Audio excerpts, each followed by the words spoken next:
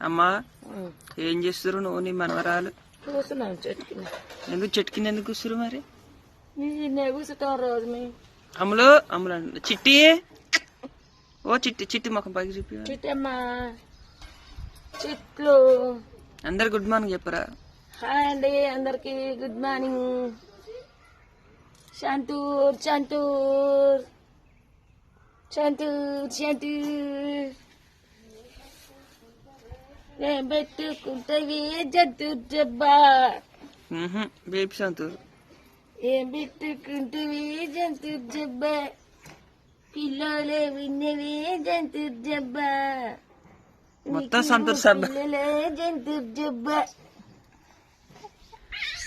అబ్బో దగ్గులేస్తున్నాయో చిట్టుకో.